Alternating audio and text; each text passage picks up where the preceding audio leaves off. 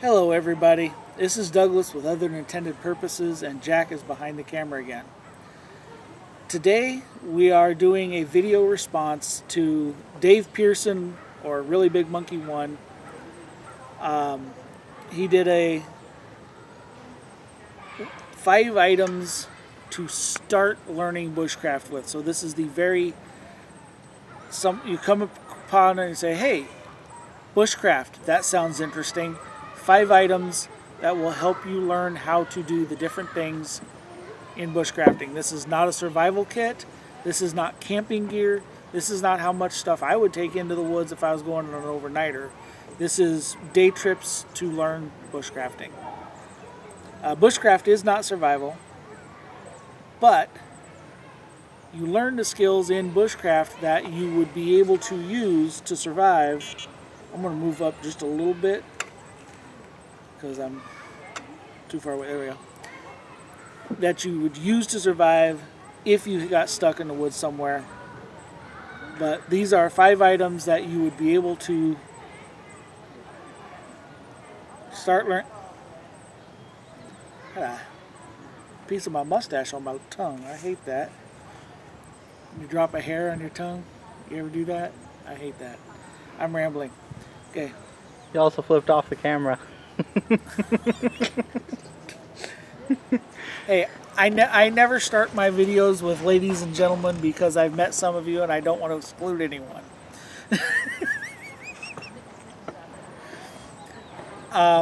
While I'm talking, Jack, can you grab my paracord donut off the back of the chair? Yes, I know I have one here. I want to show the difference. Now, to the equipment. Anyone who has a lot of experience in bushcrafting has had to go through this list of skills and learn them from the beginning. So no matter how early you are in bushcrafting, just... Oh, I didn't know I had that one. Okay, that'll work. I thought I had one of my green ones. Or is that on something else? I don't know.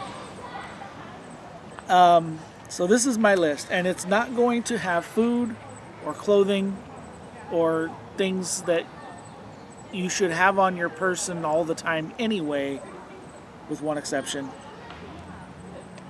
This is 5 things that you will need, and you may need to go buy because you may not have all of them at your house. The first is going to be a tarp or poncho. Now, tarp can be anything from, this was the only one I had left in a package, but I wanted to show this. I got this at Harbor Freight for $3. It is a 5-foot by 7-foot tarp. This is also a 5-foot by 7-foot tarp, but this is a silnai, a silicone impregnated nylon. And this one was really inexpensive. I got it at, of all places, Walmart. And I'm not going to pull the whole thing out because it's a pain to get back into this little package. But this folds out to a 5x7 tarp. And I have used this to make shelters. I've used it to cover my chair in storms. These are a lot better than you would think they are. This is a little bit more of an expensive tarp. And I always leave these cards with them because I have like 5 sizes of these. This is a nylon tarp. It's 8 foot by 10 foot, and it fits in this bag. Again, putting it back in the bag is a pain in the ass, but I always keep these little cards because, like I said, I have a bunch of sizes and I might want to take a specific size, so I keep those so I know what it is. This is an actual army poncho. It's one of the ones I had when I was in, and I keep it in this little bag that keeps it from getting all messed up. But this is just a GI poncho, and this can be used as a tarp. It can also be used as rain gear. The last tarp item I'm going to show you is this is just a cheap ass drop cloth, and I paid, this is Husky, where did I get that? I don't know. I paid like $2 for this, and it can be used to make a shelter. It's not going to be the best or the most durable shelter, but it can be used to make a shelter. And that's mostly what you're going to be using the tarps for, is shelters. The second thing is a knife. Now, a good, sturdy folding knife may be able to do the job especially when you're learning. I forgot to pull this out. I'm silly. Something like this, which is a Swiss Army one-handed or Ranger Grip 78 Trekker. Ranger Grip 78, not a Trekker. A Ranger Grip 78. It's got a decent blade, and it does have a saw, but this is more of a backup to me. Anytime I'm going out in the woods, I want to have a fixed blade knife. And then you start thinking, oh my God, you're talking lots and lots and lots of money. Well, I'm not talking lots of money because I don't have lots of money. Lots of money is not my friend. So, I have information. I have a couple of examples of fixed blade knives that one of them's a little bit expensive, the other two really aren't. The other three. Where did my Mora go? I had a Mora. Where did I put the dang Mora?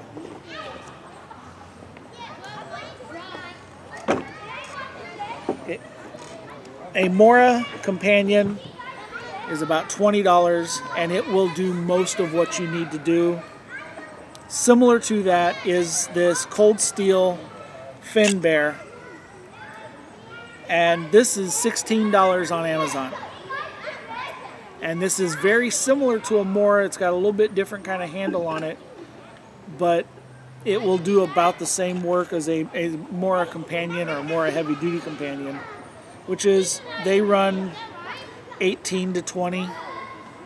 For the HD, it might go up to 24. This one is a Condor Bush Lore, and this one runs about $55, and this is getting into what I prefer in a knife. For one thing, it's a little bit thicker of a blade. The Moras and the Cold Steel both have a little bit thinner of a blade. I hope you can see that on there. But the other thing this has is this is a full tang. This is a rat tail tang. This tang, the metal of this knife comes to about here and starts tapering, and right about here it stops at a point. And then the handle's injection molded over it. The metal of this blade goes all the way down to the bottom. That is a full tang knife. This will be stronger. You don't have to worry about the tang cracking through the handle. I've only ever had that happen once, and I was being stupid at the time, but it is a problem that can happen if you start getting into batoning at all. That's something that you're going to have to worry about. Like I said, this one runs about $55 on Smoky Mountain Knife Works. Most of the prices I'm giving are Amazon, but Amazon didn't have this one. And it came with this sheath, which is a decent leather sheath. I do recommend putting paracord on or something that's bright colored on the end of your knife if you are prone to losing it. If you are prone to putting it down, put something on there. I don't do that on most of my knives simply because I don't put them down. If I'm done using them, they go back in the sheath. This is the only semi-expensive one that I brought today. This is $135. Now this has even a little bit thicker of a spine. It is the full tang, comes all the way down, and it has a exposed pommel so that you can use that to crack open nuts or soften, or, crush up some tinder. This is a Tops Brothers of Bushcraft Fieldcraft, and I don't know if you can see, but this one has got a lot more use on it than the other ones, because this one goes out into the woods with me more than anything else I own. I love this knife. It's got a really good, this is micarta, so if it does start to get wet, it actually gets more grippy. It wasn't black when I got it. It was actually brown when I got it. That's sweat absorbed into it over years of use. It comes with this sheath, which is pretty good. It comes with a different fire steel on it that I don't care for. It's actually got a magnesium stick and a ferro rod both. But this one I just found a ferro rod that fit in there really nice. And then I made this slide lock so that it doesn't come out. So that's number 2. I'm rambling. This is going to wind up in a long video. I'm going to stop rambling as much on each thing. I promise you I will try to get this down to not being a 6-month video. Number 3. Jack, bring me that. We forgot that. Number 3 is a water bottle. It doesn't matter if you're going to be out for 4 hours or 4 days, you are going to need water. There are a lot of options out there for water. A lot of people will use plastic Nalgene bottles. That is a less expensive option, but I don't like them. I don't like anything about them. Seen them break too many times. I've seen them break. You cannot put them over a fire. I recommend a steel bottle. Now this is a 32 ounce. I have 40 ounce ones that have the flat lids, but they were dirty and I wasn't going to bring a dirty one out because I do not take bottles out without water in them. I'm going to make an addendum that this is going to be part of an item. If you can afford it, get the water bottle. Get a bag that is designed to hold the water bottle. And get a nesting cup. The water bottle fits in. The nesting cup fits in the bottle. You now have something you can cook in, drink out of, eat from. You can boil water in your bottle to add to this to make the food or whatever.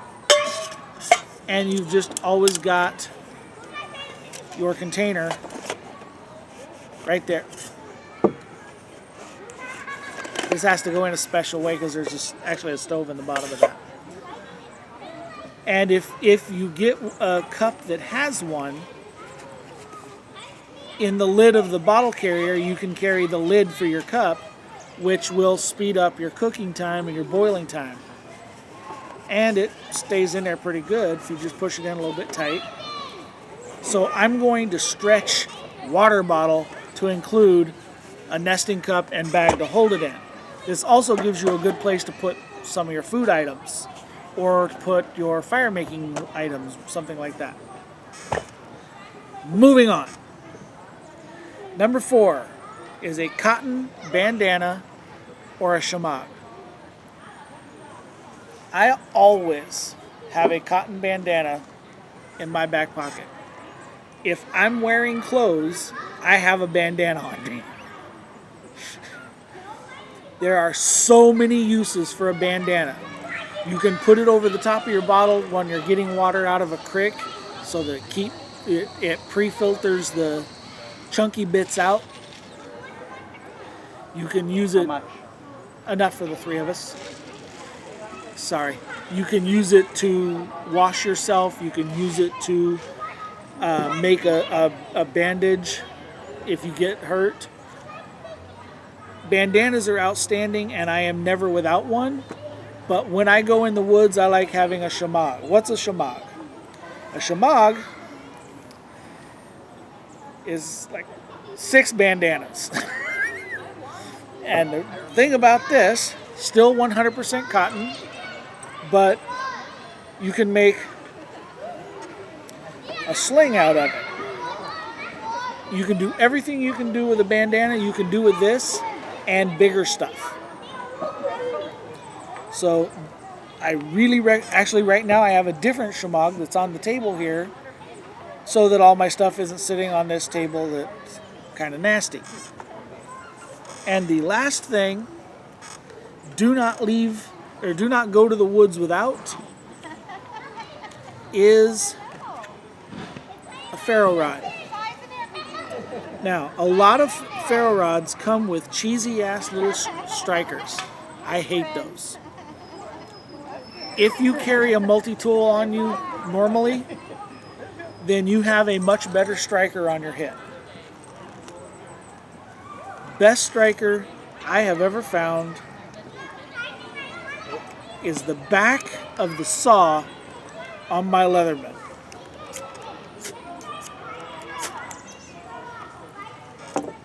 That is the best striker I have ever found. If your knife has a 90-degree spine, you can strike a fire rod with it. My Bob doesn't really have a very good 90-degree spine on it. It's also coated, but I've always got that. A piece of hacksaw blade, or just like a 2-inch little piece of hacksaw blade. That's a good striker. Anything with a 90-degree edge on it that's harder than this will make sparks. Which brings me to, you can have the best gear in the world, and if you don't practice with it and you don't know how to use it, I could hand this to someone who's never had one before and they're not going to be able to do anything with it. I've made hundreds of fires, thousands of fires with ferro rods. It's really easy once you learn how, but when you get one, learn how to use it. So, that was that. I am going to add 2 things to the 5 because I never follow the rules. The first one is cordage. Now, cordage can be glow-in-the-dark poly rope that I got at Harbor Freight. This is just a little hank of rope that I got from the dollar store, literally. Again, Harbor Freight, this is 3/8 by 75 foot rope. For stuff you're going to tie and leave behind, I like jute. Jute twine is very good. Bank line is very good if you're going to be leaving it behind. Bank line is a tarred natural fiber string that's thinner, but it's really strong. I like paracord because you can do things with paracord that are really helpful. Like if you cut it, there are 7 strings inside of this rope. You cut this open, pull the strings out of the shell, and you've got 7 smaller strings that you can use to sew with. If you cut a long enough piece of it, you can have fishing line. You can, things that don't need this much strength, you can turn 100 feet into 800 feet. Now, speaking of that, this is probably about 50 feet. This is a cordage donut. I made a video on those a long time ago. If people ask me, I can do an update on them. But when I make these out of the 300-foot spools, this is what they look like. This is 300 feet of paracord that does not tangle up, does not come undone, and the way you get these done when you want them, you loosen this last knot a little bit and pull that through, and then you just pull cord out, however much you need. And when you've gotten as much as you need, you put the tail, after you've cut it and burned the ends, you put the tail through and pull it tight. And it's, I'll re-tie that later. But these paracord donuts, now the more you're starting with, the bigger you want your center to be, but this is a brand new 300-foot spool of paracord, and it will never get knotted up, thrown in a bag. This is a rope hanger that I got from Ace Hardware with a hunk of crap rope like this that I can use a carabiner or a Grimlock. I've got Grimlocks on the back of my chair. I can hang those so that I've always got paracord with me. Alright, last thing is, this is not a bushcraft item at all. Carry a boo-boo kit. This is not a trauma kit. This is a tiny little kit. This has some Band-Aids. This has some AAA antibiotic, some tape, some gauze pads,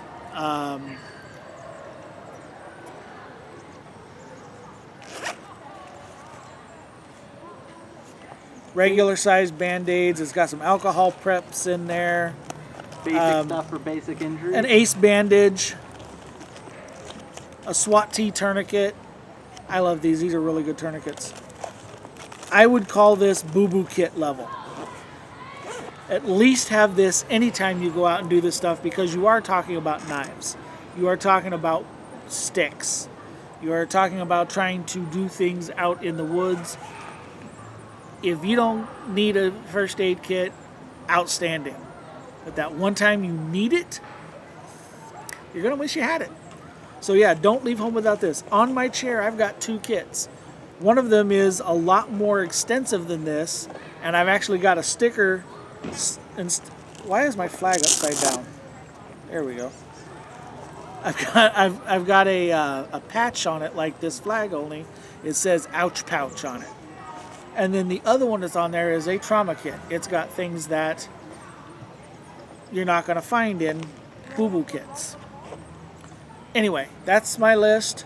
Shout out to ReallyBigMonkey, Dave Pearson. And the most important thing is get out in the woods, enjoy nature, learn the skills, and have fun doing it. Jack. You're just going to leave me hanging here. Making lunch. Sorry, guys. Dead air, Jack.